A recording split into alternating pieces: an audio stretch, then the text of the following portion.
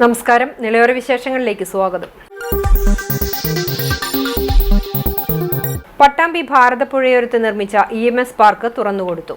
പുതിയ പാർക്ക് പട്ടാമ്പിയുടെ മുഖച്ഛായ മാറ്റുമെന്ന് മന്ത്രി റോഷി അഗസ്റ്റിൻ അഭിപ്രായപ്പെട്ടു. അമൃത് പദ്ധതിയിലുള്ള കുടിവെള്ള ടാങ്കിന്റെ നിർമ്മാണ ഉദ്ഘാടനവും മന്ത്രി നിർവഹിച്ചു.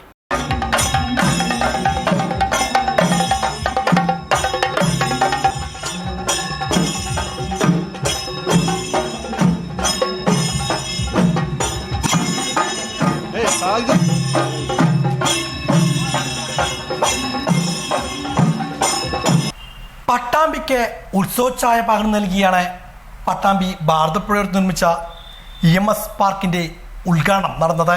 വാദ്യമേളങ്ങളുടെ അകമ്പടിയോടെയായിരുന്നു ഉദ്ഘാടനത്തിനെത്തിയ വിശിഷ്ട വ്യക്തികളെ സ്വീകരിച്ചാനയിച്ചത്.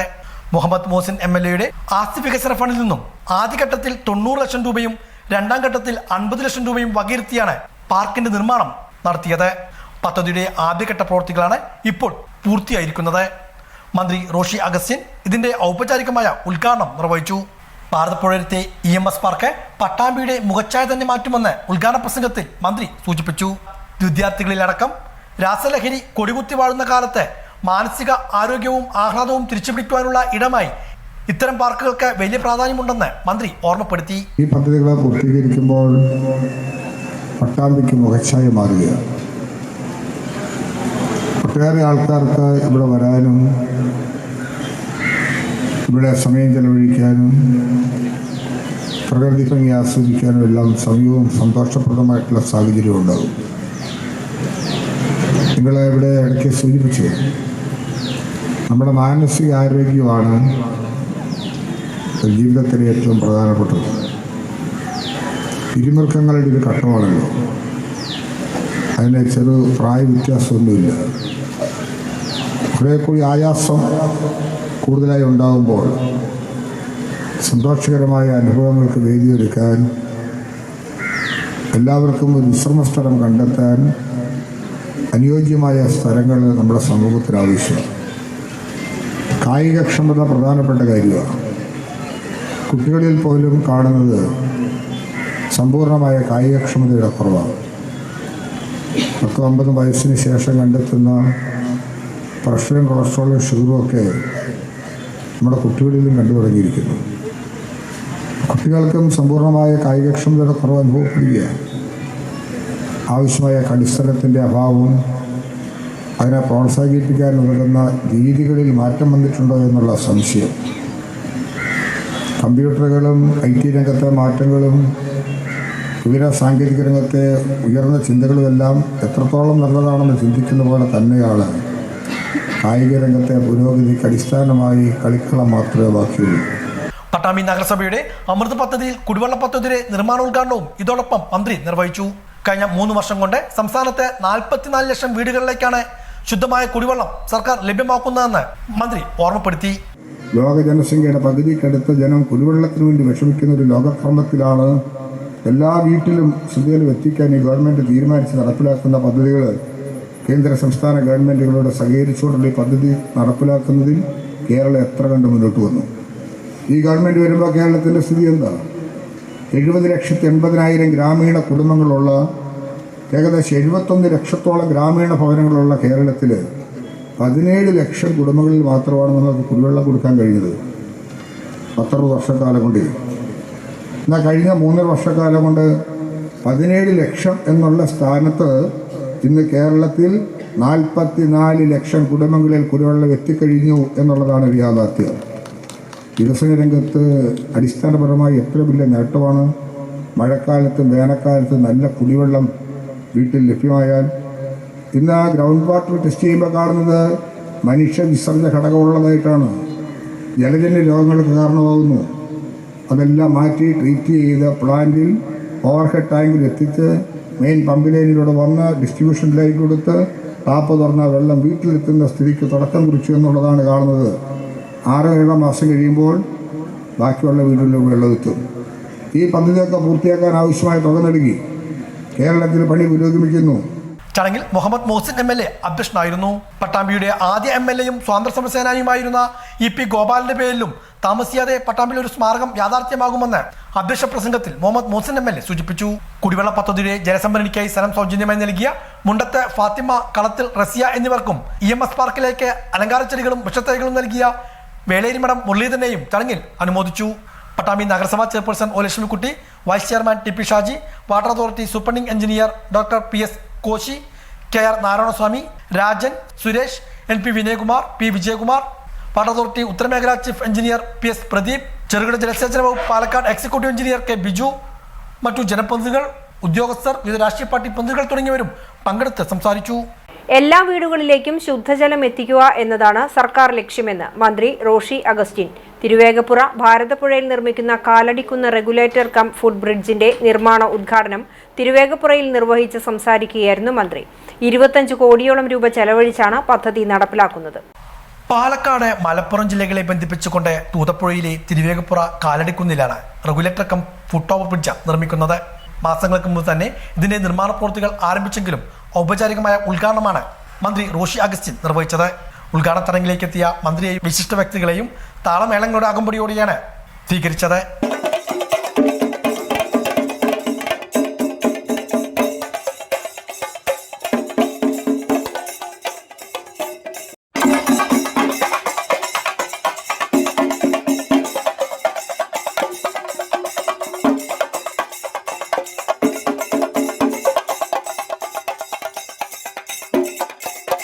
കുടിവെള്ളക്ഷാമ പരിഹാരവും കാർഷിക മേഖലയിലേക്കുള്ള ജലസേചനവും ഭൂഗർഭജല ലഭ്യത വർധനവ് ഉൾപ്പെടെയുള്ള ലക്ഷ്യങ്ങൾ മുൻനിർത്തിയാണ് പദ്ധതി വിഭാവനം ചെയ്തിരിക്കുന്നത്. 18 മാസങ്ങൾ കൊണ്ട് പദ്ധതി കമ്മീഷൻ ചെയ്യാനാണ് ലക്ഷ്യം. തിരുവേഗപ്പുറയെയും മലപ്പുറം ജില്ലയിലെ കൊടുമുടിയെയും ബന്ധിപ്പിച്ചുകൊണ്ടുള്ള നടപ്പാലവും പദ്ധതിയുടെ ഭാഗമായി വരും. കേരള ഇറിഗേഷൻ ഇൻഫ്രാസ്ട്രക്ചർ ഡെവലപ്മെന്റ് കോർപ്പറേഷനാണ് നിർമ്മാണ ചുമതല. 25.04 കോടി രൂപയ്ക്കാണ് നിർമ്മാണ കരാർ. എല്ലാ വീടുകളിലേക്കും ശുദ്ധജലം എത്തിക്കുകയാണ് സർക്കാരിന്റെ പ്രഖ്യാപിത ലക്ഷ്യമെന്ന് ഉദ്ഘാടന പ്രസംഗത്തിൽ മന്ത്രി ഓർമ്മപ്പെടുത്തി. ഈ ഗവൺമെന്റ് വരുമ്പോൾ കേരളത്തിന്റെ ഗ്രാമീണ ഭവനങ്ങളിൽ കുടിവെള്ളം എത്തിച്ചു കൊടുക്കാൻ കഴിഞ്ഞിരുന്നത് 17 ലക്ഷം കുടുംബങ്ങളിലാണ്. 17 ലക്ഷം കുടുംബങ്ങളിൽ കുടിവെള്ളം എത്തിയത് 60 വർഷക്കാലം കൊണ്ടാണ്. എന്നാൽ കേൾക്കേണ്ടതാണ്, കാണേണ്ടതാണ്, അറിയേണ്ടതാണ്, കഴിഞ്ഞ 3.5 വർഷക്കാലം കൊണ്ട് 17 ലക്ഷം കുടുംബങ്ങൾ എന്നുള്ളത് 44 ലക്ഷം കുടുംബങ്ങളിൽ കുടിവെള്ളം കൊടുത്തു കഴിഞ്ഞു. 44 ലക്ഷം കുടുംബങ്ങളിൽ. ഇനി ഒരു 10-30 ലക്ഷം കുടുംബങ്ങളിൽ കൊടുക്കാനുണ്ട്. 70,80,000 കുടുംബങ്ങളിലാണ് നമുക്കിത് കൊടുക്കേണ്ടത്. 4, 5, 6, 7 മാസക്കാലം കൊണ്ട് ഇത് പൂർത്തീകരിക്കാൻ പറ്റും. നല്ല ട്രീറ്റ്മെന്റ് പ്ലാന്റുകൾ, ഓവർഹെഡ് ടാങ്കുകൾ, അതുപോലെ തന്നെ main pump line, distribution line, ഇതെല്ലാം വലിച്ച് ടാപ്പുകൾ വീട്ടിൽ കൊടുത്ത് വീടുകളിൽ കുടിവെള്ളം എത്തുകയാണ്. വേനൽക്കാലത്തും മഴക്കാലത്തും ഒരുപോലെ. അപ്പോൾ പ്രാധാന്യം മനസ്സിലാക്കേണ്ടത് ഗ്രൗണ്ട് വാട്ടറിൻ്റെ ലെവൽ കുറഞ്ഞു വരുന്നു കേരളത്തിൽ. ഈ പഞ്ചായത്തിൽ തന്നെ ഒരു 10-15 വർഷം മുമ്പുണ്ടാക്കിയ ഒരു പദ്ധതി, ജില്ലാ പഞ്ചായത്തോ ബ്ലോക്ക് പഞ്ചായത്തോ ഗ്രാമപഞ്ചായത്തോ ഒക്കെ എടുത്ത പദ്ധതി ഉണ്ടെങ്കിൽ ആ പദ്ധതി നടപ്പിലാക്കാൻ വേണ്ടി കൊണ്ടുവന്നെത്തിച്ചിരിക്കുന്ന മോട്ടോർ വെച്ച സ്ഥലത്ത് പൂട്ടുവാൽ വിരിക്കുന്നിടത്ത് വെള്ളം കാണാൻ വഴിയില്ല. വെള്ളത്തിൻ്റെ അവസ്ഥ താന്നുപോയി. അതിൻ്റെ അർത്ഥം ഗ്രൗണ്ട് വാട്ടർ ലെവൽ കുറയുകയാണ്. എന്നാൽ കേരളത്തിൻ്റെ തീരപ്രദേശങ്ങളിൽ കടലിലെ ജലനിരപ്പ് ഉയരുകയാണ്. അതുകൊണ്ട് സസ്റ്റൈനബിളായ സോഴ്സിൽ നിന്ന് വെള്ളമെടുത്ത് എല്ലാ പ്രദേശത്തും കൊടുക്കുക. ആ ബൃഹത്തായ പദ്ധതിക്കാണ് നമ്മൾ രൂപം കൊടുക്കുന്നത്. തിരുവേഗപ്പുറ മലപ്പുറം ജില്ലകളെ ബന്ധിപ്പിച്ചുകൊണ്ടുള്ള മൂതുക്കയം റെഗുലേറ്റർ കം ബ്രിഡ്ജിന്റെ കമ്മീഷൻ ഉടൻ ഉണ്ടാകുമെന്നും പദ്ധതി ഉടൻ യാഥാർത്ഥ്യമാക്കുമെന്നും മന്ത്രി ഓർമ്മപ്പെടുത്തി. അപ്പം അതിൻ്റെ അപ്രോച്ചോട് സംബന്ധിച്ചുള്ള പ്രശ്നങ്ങൾ നിൽക്കണം. അതെങ്ങനെ വേണമെന്ന് ഞങ്ങൾ കൂടി ആലോചിക്കും. ആ പദ്ധതിയും താമസിയാതെ ഉദ്ഘാടനം നടക്കേണ്ടതാണ്. ആ നിലയിൽ അക്കാര്യങ്ങൾക്കെല്ലാം വലിയ തോതിലുള്ള പിന്തുണയും പിൻബലവും നൽകി മുന്നോട്ട് പോകാൻ കഴിയുന്ന ഈ പ്രദേശവാസികളെ പ്രത്യേകമായി അഭിനന്ദിക്കുന്നു. നാടിൻ്റെ വികസന കാര്യങ്ങളിൽ നല്ലവണ്ണം ശ്രദ്ധിക്കുക. എല്ലായിടത്തും നമുക്ക് ഈ കാര്യങ്ങൾ എത്തിക്കാനായിട്ട് കഴിയും. ഇപ്പം സ്കൂൾ കെട്ടിടങ്ങൾ പഴയ പോലെയാണോ നാട്ടിലെ സ്കൂളുകൾ കാണുന്നത്? ഓടിട്ട, ഓലമേഞ്ഞ, ഷീറ്റിട്ട, തറമെഴുകിയ കെട്ടിടമൊന്നും കേരളത്തിലില്ല. കിഫ്ബി പ്രോജക്റ്റിലൂടെയും MLA MP സ്കീമിലൂടെയും ഒക്കെ നമ്മൾ എത്രയോ മനോഹരമായ കെട്ടിടങ്ങളാണ് പണിത് തീർത്തിട്ടുള്ളത്. മുഹമ്മദ് മോഹസിൻ MLA ചടങ്ങിൽ അധ്യക്ഷനായിരുന്നു. Thiruvegappura grama panchayat president KK Azeez, KIDCO chief executive officer S Thilakan, chief engineer Prakash Idicula, grama panchayat അംഗങ്ങൾ, വിവിധ രാഷ്ട്രീയ പാർട്ടി പ്രതിനിധികൾ, സംഘടനാ ഭാരവാഹികൾ, ഉദ്യോഗസ്ഥർ തുടങ്ങിയവരും പങ്കെടുത്ത് സംസാരിച്ചു. തിരുവേഗപ്പുറയിൽ നിയന്ത്രണം വിട്ട പിക്കപ്പ് ലോറി വൈദ്യുതി പോസ്റ്റിലിടിച്ച് അപകടം. ആളപായമില്ല. ചൊവ്വാഴ്ച പുലർച്ചെയായിരുന്നു അപകടം സംഭവിച്ചത്.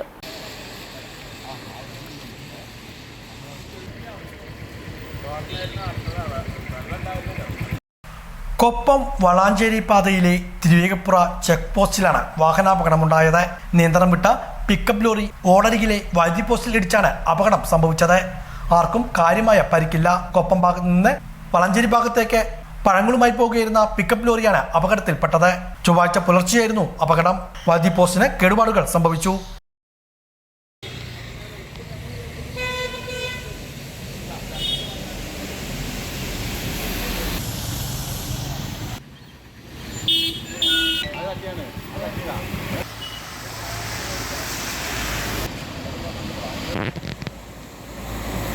കനത്ത പോലീസ് സുരക്ഷയിൽ കൂറ്റനാട് ടൗണിലെ കയ്യേറ്റ ഭൂമികളിൽ സർവേ നടപടികൾ ആരംഭിച്ചു. 13.29 കോടി രൂപ ചെലവഴിച്ച് നടത്തുന്ന കൂറ്റനാട് ടൗൺ വികസനത്തിന് മുന്നോടിയായാണ് സർവേ നടപടികൾ ആരംഭിച്ചത്. പാലക്കാട് ലാൻഡ് അക്വിസിഷൻ തഹസിൽദാർ മുരളീധരന്റെ നേതൃത്വത്തിലുള്ള സംഘം ചൊവ്വാഴ്ച കാലത്ത് 10:30യോടെയാണ് കൂറ്റനാട് എത്തിയത്. കയ്യേറ്റ ഭൂമികളിൽ സർവേ നടപടികൾ സ്വീകരിക്കുമ്പോൾ ഉണ്ടാകുന്ന പ്രതിഷേധങ്ങളെ ചെറുക്കാൻ കനത്ത പോലീസ് സുരക്ഷ ഒരുക്കിയിരുന്നെങ്കിലും യാതൊരു പ്രതിഷേധങ്ങളും ഉണ്ടായില്ല. പട്ടാമ്പി തഹസിൽദാർ ടി.പി. കിഷോറിന്റെ നേതൃത്വത്തിലുള്ള റവന്യൂ സംഘവും പരിശോധനാ സംഘത്തിൽ ഉൾപ്പെട്ടിരുന്നു. ടൗൺ വികസന നടപടികളുടെ മുന്നോടിയായി തിങ്കളാഴ്ച ഡെപ്യൂട്ടി കളക്ടറുടെ നേതൃത്വത്തിലുള്ള റവന്യൂ സംഘം കൂറ്റനാട് ടൗണിൽ പരിശോധന നടത്തിയിരുന്നു. കൂറ്റനാട് നഗരവികസനം പ്രതിസന്ധികളെ മറികടന്ന് സമയബന്ധിതമായി പൂർത്തിയാക്കുമെന്ന് മന്ത്രി എം.പി. രാജേഷ് നേരത്തെ അറിയിച്ചിരുന്നു. 13.29 കോടി രൂപയാണ് കൂറ്റനാട് ടൗൺ വികസനത്തിനായി അനുവദിച്ചിട്ടുള്ളത്. 2018 സ്ഥലമേറ്റെടുക്കൽ നിയമപ്രകാരമുള്ള നഷ്ടപരിഹാരമാണ് നഗരവികസനത്തിനായി സ്ഥലം വിട്ടു നൽകുന്നവർക്ക് നൽകുക. കൂറ്റനാട് സെന്ററിൽ നിന്ന് പെരുമ്പിലാവ്, പടിഞ്ഞാറങ്ങാടി, തൃത്താല, പട്ടാമ്പി എന്നീ 4 റോഡുകളിലേക്കും 300 മീറ്റർ നീളത്തിലാണ് വികസന പദ്ധതി നടപ്പിലാക്കുന്നത്. ഓരോ റോഡിലേക്കും തിരിയുന്ന ഭാഗത്ത് ടൗണിൽ 100 മീറ്റർ നീളത്തിൽ 12 മീറ്ററിലാണ് നവീകരിക്കുന്നത്. ബാക്കി ഓരോ റോഡിലും 200 മീറ്റർ നീളമുള്ള ഭാഗത്ത് 10 മീറ്ററിലുമാണ് നവീകരണം നടത്തുക. റോഡിൽ നടുവിൽ മീഡിയൻ, സിഗ്നൽ ലൈറ്റ് എന്നിവയും സ്ഥാപിക്കും. കൂടാതെ ബസ് ബേകളും വെയിറ്റിംഗ് ഷെഡുകളും സ്ഥാപിക്കുന്നുമുണ്ട്. സെന്റർ നവീകരണത്തിന്റെ ഭാഗമായി പ്രാഥമിക വിജ്ഞാപനം പുറപ്പെടുവിക്കാനുള്ള 11-1 പബ്ലിക്കേഷന്റെ ഭൂമിയുടെ വിസ്തീർണം അളക്കുന്ന നടപടിയായിട്ട് ലാൻഡ് അക്വിസിഷൻ ജനറൽ 1 തഹസിൽദാരുടെ ഓഫീസ് മുന്നോട്ട് പോവുകയാണ്. ആയതിൻ്റെ ഭാഗമായിട്ടാണ് 13.30 ഭൂമി, 32.33 സെൻറ്റ് സ്ഥലം കൂറ്റനാട് നാഗലശ്ശേരി വില്ലേജിൽ നമ്മൾ ഏറ്റെടുക്കാൻ പോവുകയാണ്. അതിൻ്റെ ഭാഗമായി നടക്കുന്ന പ്രാഥമിക സർവേക്കാണ് ഇന്ന് ഉദ്യോഗസ്ഥന്മാരെ സഹായിക്കാൻ മറ്റ് ഡിപ്പാർട്ട്മെൻറ്റിലത്തെ ഉദ്യോഗസ്ഥന്മാരും ഇവിടെ ഹാജരായിരിക്കുന്നത്. ഉള്ള കയ്യേറ്റങ്ങൾ എല്ലാം ഒഴിപ്പിക്കേണ്ടത് അർത്ഥനാധികാരിയായ KRFയുടെ ബാധ്യതയാണ്. KRFB പട്ടാമ്പി താലൂക്ക് തഹസിൽദാരുമായി സഹകരിച്ച് തുടർ നടപടികൾ സ്വീകരിക്കുന്നതായിരിക്കും. പോലീസ് സുരക്ഷയാണല്ലോ ഏർപ്പെടുത്തുന്നത്. അതായത് പ്രാഥമികമായിട്ട് ജനങ്ങളുടെ ഭാഗത്ത് എന്തെങ്കിലും രീതിയിലുള്ള എതിർപ്പുകളോ മറ്റോ ഉണ്ടാകുമെന്ന് ഉള്ള മുൻകരുതലിൻ്റെ ഭാഗമായിട്ടാണ് നമ്മൾ ആഡിക്വേറ്റായിട്ട് പോലീസ് പ്രൊട്ടക്ഷൻ ആവശ്യപ്പെട്ട് അതുമായിട്ട് മുന്നോട്ട് പോകും. തിരുമിറ്റക്കോട് ഒഴുവത്രയിൽ യുവതിയെ കിണറിൽ മരിച്ച നിലയിൽ കണ്ടെത്തി. തിരുമിറ്റക്കോട് പഞ്ചായത്തിലെ ഒഴുവത്ര സ്വദേശിനി അടിയത്ത് വീട്ടിൽ രമണിയാണ് മരിച്ചത്. 45 വയസ്സാണ്. ചൊവ്വാഴ്ച രാവിലെയാണ് വീട്ടുമുറ്റത്തെ കിണറിൽ ഇവരെ മരിച്ച നിലയിൽ കണ്ടത്. പട്ടാമ്പിയിൽ നിന്നും ഫയർഫോഴ്സ് യൂണിറ്റ് എത്തിയാണ് മൃതദേഹം കിണറിൽ നിന്നും പുറത്തെടുത്തത്. ചാലിശ്ശേരി പോലീസ് സ്ഥലത്തെത്തി തുടർ നടപടികൾ സ്വീകരിച്ചു. പരേതനായ രാമൻ നമ്പ്യാർ പങ്കജാക്ഷി ദമ്പതികളുടെ മകളാണ്. യശോദ സഹോദരിയാണ്. ഇടവേളയ്ക്കു ശേഷം വാർത്തകൾ തുടരും. ഞാനൊരു കാര്യം ചോദിക്കട്ടെ, നിങ്ങളുടെ വീട്ടിലെയോ ഓഫീസിലെയോ പഴയ ഫർണിച്ചർ മാറ്റി പുതിയത് വാങ്ങാൻ നിങ്ങൾ ആഗ്രഹിക്കുന്നുണ്ടോ? അപ്പൊ പഴയ ഫർണിച്ചറുകളൊക്കെ ഇനി എന്ത് ചെയ്യും? ആ ചോദ്യത്തിന് ഇനി പ്രസക്തിയില്ല. അത്തരം ഫർണിച്ചറുകൾ ഏതൊരവസ്ഥയിലുള്ളതാണെങ്കിലും മികച്ച മൂല്യത്തിൽ എക്സ്ചേഞ്ച് ചെയ്ത് പുതിയ ഫർണിച്ചറുകൾ സ്വന്തമാക്കാൻ ഐഫ അവസരം ഒരുക്കുന്നു. ഐഫ, ദ ഫർണിച്ചർ ലൈഫ്, കേരളത്തിൽ എല്ലായിടത്തും. എത്ര കണ്ടാലും മതിവരാത്തതാണ് ആനച്ചന്തം. ഗജഭംഗി നിലനിൽക്കണമെങ്കിൽ ആനകളുടെ സംരക്ഷണവും പരിപാലനവും പ്രധാനമാണ്. ആഗസ്റ്റ് 12 ലോക ഗജദിനം. കരയിലെ ഏറ്റവും വലിയ സസ്തനിയാണ് ആന. കുഞ്ഞുങ്ങൾ മുതൽ വലിയവർ വരെ ആനച്ചന്തം കണ്ടാൽ കൗതുകത്തോടെ നോക്കി നിൽക്കും. ആകാരഭംഗിയും കറുപ്പഴകും നീണ്ട തുമ്പിയും കൊമ്പഴകും വലിയ ചെവിയും തുടങ്ങി അഴകിന്റെ ഗജകേസരികൾക്ക് ആരാധകരും ഏറെയാണ്. ആനപ്രേമി സംഘം കൂടി ആയതോടെ വില്ലാളി വീര പരിവേഷത്തോടെയായി ആനകളുടെ വരവ്.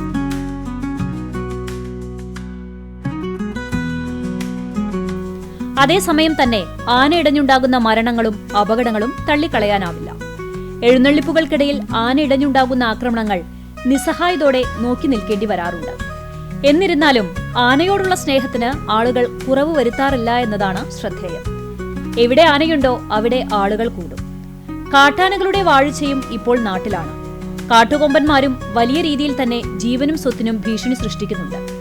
ഈ സാഹചര്യത്തിലാണ് എങ്ങനെ ആനകളെ സംരക്ഷിക്കാമെന്നും പരിപാലിക്കാമെന്നും വിലയിരുത്തേണ്ടത്. ആനസമ്പത്ത് ഇല്ലാതാക്കാനല്ല, നിലനിർത്തുകയാണ് വേണ്ടത്. ആവാസ വ്യവസ്ഥയുടെ നഷ്ടം, ആനക്കൊമ്പിനായുള്ള വേട്ടയാടൽ, മനുഷ്യനു നേരെയുള്ള ആക്രമണങ്ങൾ തുടങ്ങി പല കാരണങ്ങൾ കൊണ്ട് കാട്ടാനകളുടെയും നാട്ടാനകളുടെയും എണ്ണം കുറയുന്നുണ്ട്. ഈ ഒരു സാഹചര്യത്തിൽ ആനച്ചന്തം നിലനിൽക്കണമെങ്കിൽ ഇക്കൂട്ടരുടെ സംരക്ഷണത്തിലും പരിപാലനത്തിലും ഒരുപോലെ വ്യക്തത വരുത്തണം. അത് ഓർമ്മിപ്പിക്കുന്ന ദിനം കൂടിയാണ് ആനദിനം. വാർത്തയിലേക്ക്. ആലൂർ ഗാനതരംഗിണി സംഗീത ഗ്രൂപ്പിന്റെ നേതൃത്വത്തിൽ പട്ടിത്തറ പഞ്ചായത്തിലെ മുൻകാല ഗായകരെ ആദരിച്ചു. പട്ടിത്തറ പഞ്ചായത്തിൽ പണ്ടുകാലങ്ങളിൽ കല്യാണ വീടുകളിലും ചവിട്ടുകളി, നാടൻപാട്ട് തുടങ്ങി വിവിധ സംഗീത മേഖലകളിലും നിറസാന്നിധ്യമായിരുന്ന പട്ടിത്തറയിലെ ആദ്യകാല ഗായകൻ ചടങ്ങിൽ ആദരവ് ഏറ്റുവാങ്ങി. ആലൂർ AMUP സ്കൂളിൽ നടന്ന ചടങ്ങ് police sub inspector K. Hamza ഉദ്ഘാടനം ചെയ്തു. അൻവർ ആലൂർ അധ്യക്ഷനായി. നരിവേട്ട സിനിമയിലെ ബാലതാരങ്ങളായി വേഷമിട്ട തമ്പുരു, മിയ എന്നിവർ ചടങ്ങിൽ മുഖ്യാതിഥികളായി. സ്കൂൾ യുവജനോത്സവത്തിൽ ജില്ലാതലത്തിലും സംസ്ഥാനതലത്തിലും ഗാനാലാപനത്തിൽ 1ാം സ്ഥാനം നേടിയ ഗായത്രി കൃഷ്ണകുമാറിന്റെ ഗാനാലാപനത്തോടെ ചടങ്ങുകൾക്ക് തുടക്കമായി. ആലിയാമ്മു ചിറ്റപ്പുറം പഴയ കാലഘട്ടത്തിന്റെയും പുതിയ കാലഘട്ടത്തിലെ ഗായകരെക്കുറിച്ച് സംസാരിച്ചു. ചടങ്ങിൽ പഴയകാല ഗായകരെ ആദരിച്ചു. തുടർന്ന് ഗാനതരംഗിണി സംഗീത ഗ്രൂപ്പിലെ മുതിർന്ന അംഗങ്ങൾക്ക് ട്രോഫിയും പ്രോത്സാഹന സമ്മാനങ്ങളും വിതരണം ചെയ്തു.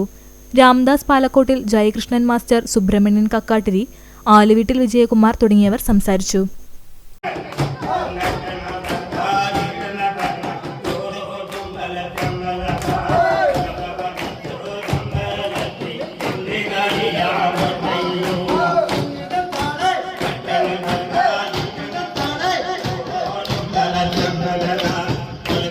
Mezhathur government higher secondary school NSS യൂണിറ്റിന്റെ നേതൃത്വത്തിൽ മേഴത്തൂർ ടൗണിൽ യുദ്ധവിരുദ്ധ മൂകാഭിനയം നടന്നു. വൈകിട്ട് നടന്ന പരിപാടി പ്രിൻസിപ്പൽ PB ഷെൽജ ഉദ്ഘാടനം ചെയ്തു. യുദ്ധവിരുദ്ധ വാരാചരണത്തിന്റെ ഭാഗമായാണ് പരിപാടി സംഘടിപ്പിച്ചത്. ചടങ്ങിൽ പ്രോഗ്രാം ഓഫീസർ ബിജു കൊട്ടീരി സ്വാഗതം പറഞ്ഞു. അധ്യാപകരായ രാജേഷ് NR, ഫസൽ റഹ്മാൻ, ഗൗരി റോഷൻ എന്നിവരും വോളണ്ടിയർ ലീഡർമാരായ അഭിനവ്, കൃഷ്ണജ, നവനീത്, അമൃത എന്നിവരും പങ്കെടുത്ത് സംസാരിച്ചു. വിവിധ ആവശ്യങ്ങൾ ഉന്നയിച്ച് പട്ടാമ്പിയിൽ പെൻഷൻകാരുടെ നേതൃത്വത്തിൽ മാർച്ചും ധർണയും നടത്തി. പട്ടാമ്പി ബ്ലോക്ക് പഞ്ചായത്ത് പ്രസിഡന്റ് ഗീത മണികണ്ഠൻ ധർണ ഉദ്ഘാടനം ചെയ്തു.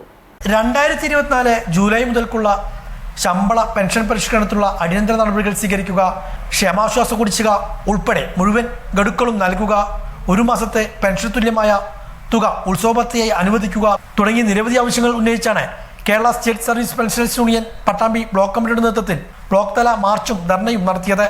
പട്ടാമ്പി ട്രഷറി പരിസരത്ത് നിന്നുമാണ് മാർച്ച് ആരംഭിച്ചത്. മേലെ പട്ടാമ്പിയിൽ മാർച്ച് സമാപിച്ചു.